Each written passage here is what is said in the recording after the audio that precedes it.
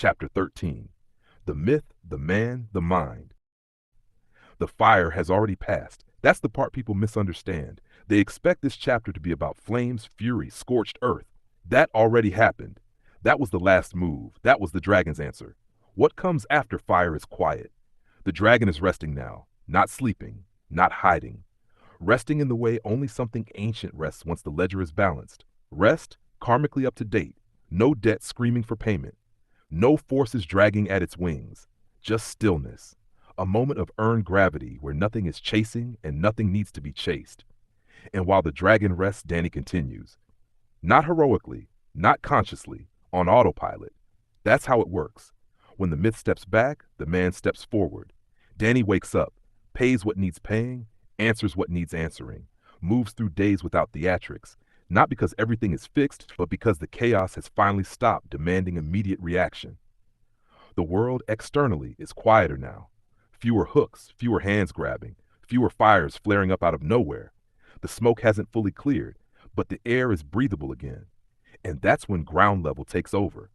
Not the tower, not the throne, not Omnishield. Ground level. The place beneath everything else. The foundation that was being laid long before Danny ever knew he was building anything at all.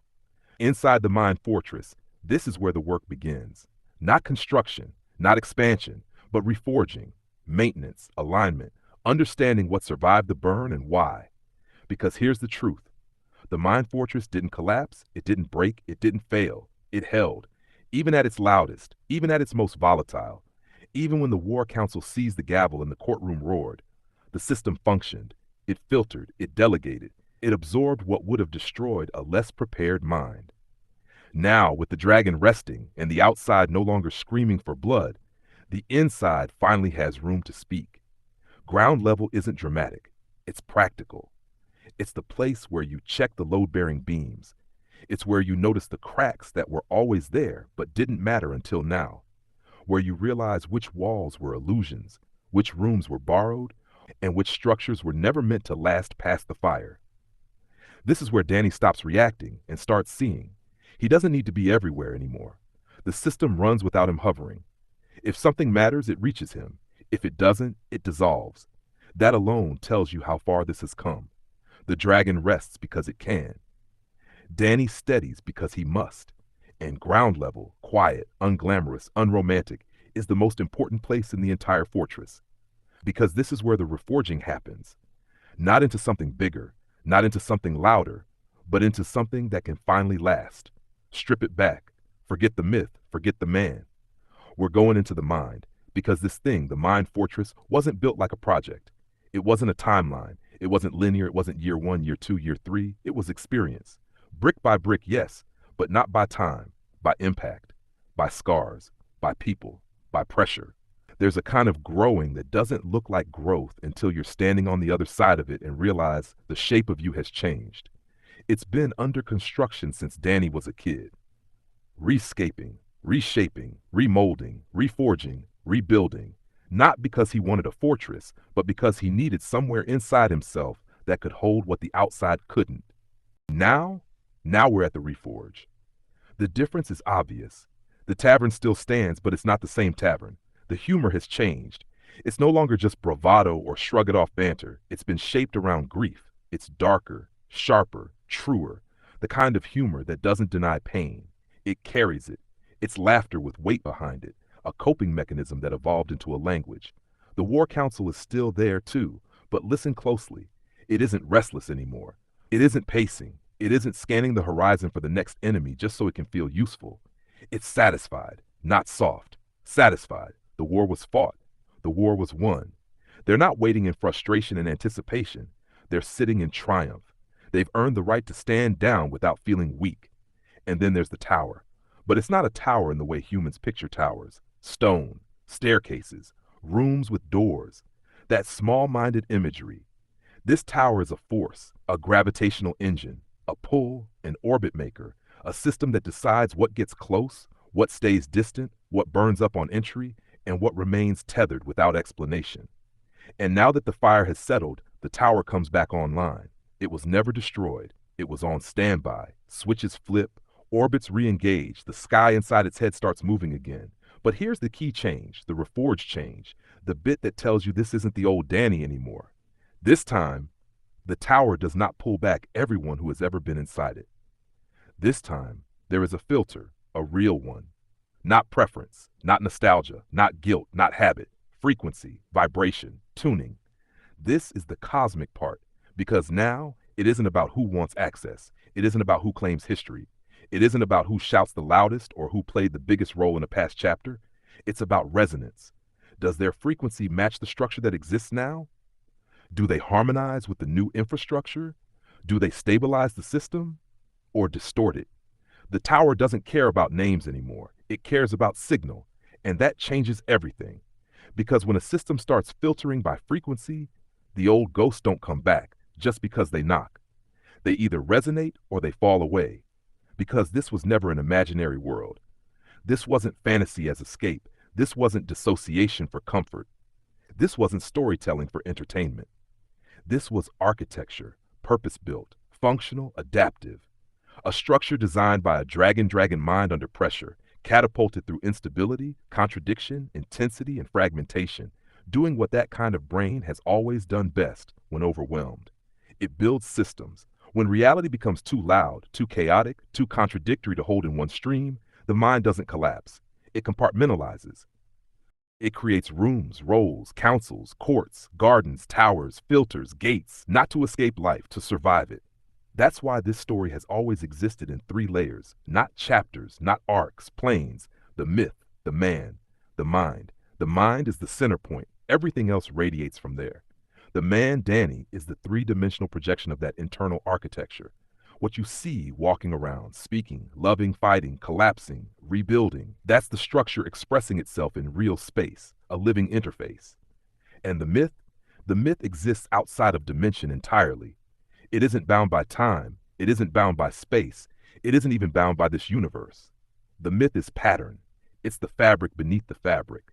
The story that repeats itself across cultures, epochs, symbols, and psyches. The dragon, the fall, the trial, the burning, the reforge. That's why this feels familiar even when it sounds impossible. Because you're not reading about a man inventing meaning. You're watching meaning use a man as a vessel to express itself. So when we talk about the mind fortress, we're not talking about imagination. We're talking about a coping system scaled to dragon size. A brain that couldn't survive by being simple, so it became complex. A psyche that couldn't flatten experience, so it layered it. A consciousness that couldn't hold contradiction in one voice, so it created a court. And now that the fire has passed, now that the old structures have burned away, now that the tower has recalibrated its pull, we are ready. Ready to stop telling the story around the fortress. Ready to stop viewing it from the outside. And finally, ready to walk inside it properly. This is where the deep dive begins. What you need to understand before you try to interpret any of this is that it isn't made to make sense. Not in a shared sense. Not in a tidy, linear, explain it to someone else way. It won't make sense. It can't make sense. It will contradict itself. It will hold hypocrisy without apology. It will cross the lines between reality and illusion and refuse to tell you where one ends and the other begins. Because the inside of a mind is not a 3D space. It doesn't run on distance or time the way the external world does. It doesn't obey physics. It doesn't obey narrative order. Inside, there is a left side, a right side, and then there is chemistry. And Danny's chemistry is off. Not broken, not wrong, just different. His brain does not function the way an ordinary brain does. It never has. The wiring is different. The signal-to-noise ratio is different. The way emotion, memory, imagination, threat, creativity, fear, love, and identity collide is different. So if at any point you catch yourself thinking, why can't I do this? Why doesn't my mind work like that? This can't be real. Hold that thought for a second. Because the truth is, you don't actually know what's going on inside your own mind either. No one does. Every human being thinks differently. Every mind is shaped by a unique collision of biology, trauma, love, neglect, culture, timing, luck, and loss. Add personality, add experience, add upbringing, add the people who stay, add the people who leave. People don't just think, they are formed. That's what's happening here. Not fantasy, not performance, not metaphor pretending to be truth. This is a mind that learned very early that if it didn't build its own internal architecture, its own systems, its own way of ordering chaos, it wouldn't survive it. So it did. And this is exactly why a dragon Capricorn would do this, especially one living with schizophrenia. Because when you strip the myth away and look at the psychology underneath it, this isn't eccentricity or indulgence. It's engineering. A dragon is not a passive archetype. It is not reflective by default. It does not drift. It does not dissolve gently into emotion. Dragon energy is expansive, catalytic, pressurized. It generates force simply by existing. It pulls attention, conflict, projection, expectation. People orbit it whether the dragon wants them to or not. Now add Capricorn. Capricorn is structure. Capricorn is containment. Capricorn is hierarchy, function, responsibility, duty, consequence. A dragon without Capricorn burns itself alive. A Capricorn without dragon collapses under inertia. Put them together and you get something very specific, a mind that must organize reality or be crushed by it. Now add schizophrenia. Schizophrenia doesn't remove logic, it multiplies signal. It dissolves the boundary between internal and external meaning. Thoughts don't stay thoughts. Images don't stay images. Emotion doesn't stay emotion. Everything carries weight. Everything carries agency. Everything feels alive, connected, significant. For most people, the mind filters. For Danny, the filter was never reliable. So the dragon Capricorn did the only thing it could do to survive. It built a system, not a fantasy world, not escapism, not delusion for comfort, a governance model. When stimuli cannot be trusted to stay in their lanes, you don't suppress them. You assign them roles. You don't deny voices. You seat them. You don't drown emotion. You give it jurisdiction. That's why there's a court. That's why there are councils. That's why there are chambers, towers, gardens, war rooms. This isn't imagination. It's containment architecture. A dragon cannot shut down intensity. It can only redirect it. And Capricorn insists that redirection must be functional, not poetic. So emotions become figures, instincts become advisors, trauma becomes terrain, memory becomes infrastructure. The mind fortress exists because without it, everything would speak at once. And a schizophrenic dragon does not survive that. This system allows Danny to externalize without losing control, to observe thought without drowning in it, to argue with impulses instead of being possessed by them, to let fury speak without letting it rule, to let grief sing without letting it rot him. This is why the mind fortress doesn't make sense linearly. It isn't designed for storytelling. It's designed for load bearing. It holds contradiction. It allows multiple truths to exist simultaneously. It lets chaos move without letting it explode. A dragon Capricorn doesn't build this because he wants to feel special. He builds it because if he doesn't, the dragon burns the house down from the inside. So instead, he built a house big enough to hold the fire. And that's the part people miss. This isn't madness pretending to be myth.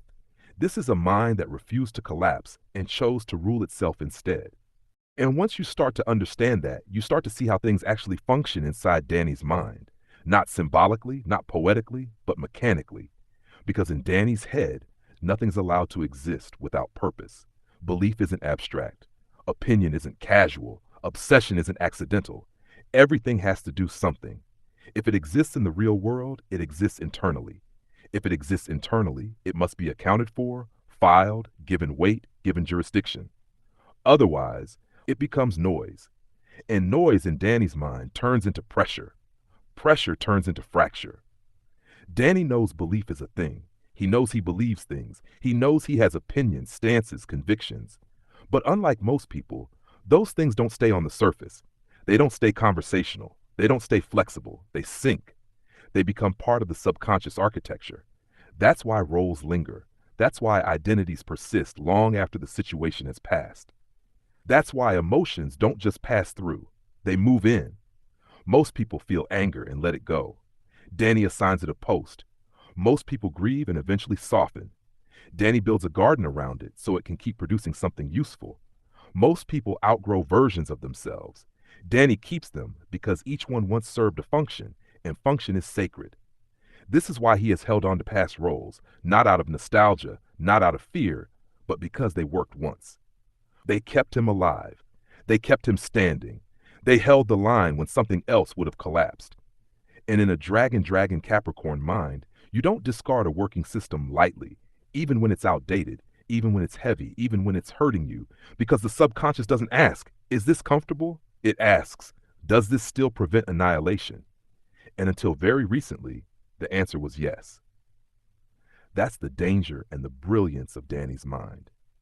It doesn't forget tools. It doesn't erase identities. It doesn't dissolve beliefs. It stores them, waiting for the moment they might be needed again. Which is why the Reforge isn't about tearing the fortress down.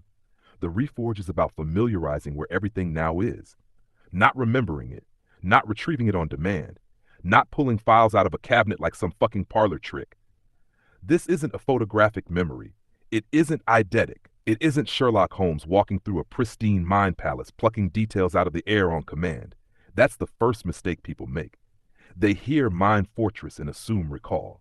They hear mind palace and assume control. They assume access equals memory. It doesn't work like that. Not even close. Danny can't just remember things whenever he wants. He can't summon images, dates, faces, conversations in high definition detail. He doesn't have that wiring. This isn't about storage. It's about navigation. What exists in his mind wasn't designed to catalog information. It was designed to contain pressure. This structure didn't come from study or discipline. It came from the imagination of a child who needed somewhere to put things that didn't fit anywhere else. And then that imagination got flooded with hormones, chemistry, intensity, and overactivity as the brain developed through puberty and adolescence. At some point, imagination stopped being play and became infrastructure. Something had to be built, or the system would overload. So no, the fortress isn't just there whenever Danny wants it. He doesn't access it like a database. He enters it.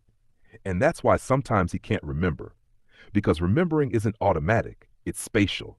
At a certain time in a certain place, he spoke to a part of his mind.